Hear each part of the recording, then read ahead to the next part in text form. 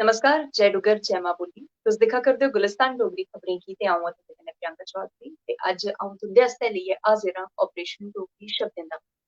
कल साढ़ा जेह्ड़ा एह् प्रोग्राम हा किसी कारणवश जेह्ड़ा ओह् अस नेईं करी पाए हे ते कुतै ना कुतै अज्ज बी कोश्ट पूरी ऐ कि शम्मी होरें गी ज्वाइन करवाने दी कोश्ट करचै लेकिन फ्ही बी उं'दे कन्नै संपर्क ऐ जेह्ड़ा ओह् अच्छे तरीके कन्नै नेईं होई पा करदा ऐ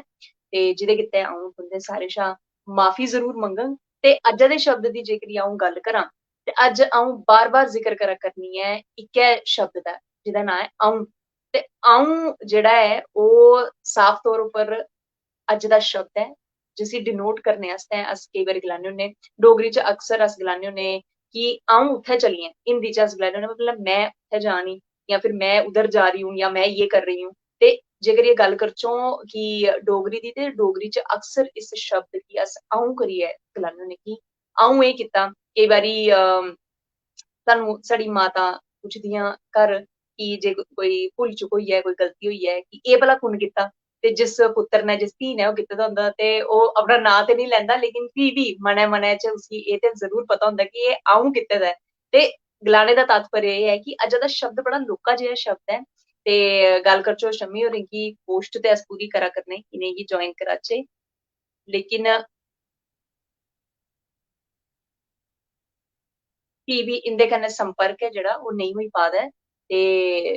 कुतै ना कुतै कोश्ट उं'दी बी पूरी ऐ कि साढ़े कन्नै इस लाइव सेशन दा हिस्सा बनचै लेकिन शम्मी होरें गी ज्वाइन करवाने दी अ'ऊं बी बड़ी चिरा दी कोश्ट करा करनी कल बी किश ऐसा गै म्हौल होई गेदा हा लेकिन अज्ज नागा निं पेई जावै ते ओह्दे गित्तै अ'ऊं तुं'दे कन्नै मलाटी करना जेह्ड़ा ऐ ओह् ऐसा सबब बनाने दी कोश्ट कीती ऐ ते कुतै ना कुतै गल्ल करचै ते अज्जै दा शब्द बड़ा लौह्का शब्द हा निक्का जेहा शब्द हा ते ज्यादा क्हानी किस्से बी हैनी हे ते बत्ती बी चली गेदी ऐ हून तुस सारे दिक्खी सकदे हो ते कुतै ना कुतै हून मिगी इन्वर्टर आह्ला स्विच जेह्ड़ा ऐ ओह् उट्ठियै ऑन करना पौना ऐ लेकिन ओह्दे कोला पैह्लें तुं'दे सारें शा में इजाजत चाह्ङ कि अज्ज दे सेशन गी अ'ऊं छोटा जेहा रखगी लौह्का गै रखगी ते तुस मिगी इजाजत देओ ते कोई भुल चुक होई गेदी होऐ ते माफी जरूर देओ कल कोश्ट करगे कि इक अच्छे सेशन कन्नै तुं'दे कन्नै मलाटी जरूर करिए ते फिलहाल उन्ने धोड़ी तक्कर तुस इजाजत देओ बने दे र'वो गुलिस्तान डोगरी खबरें कन्नै जय डुग्गर जय मां बोली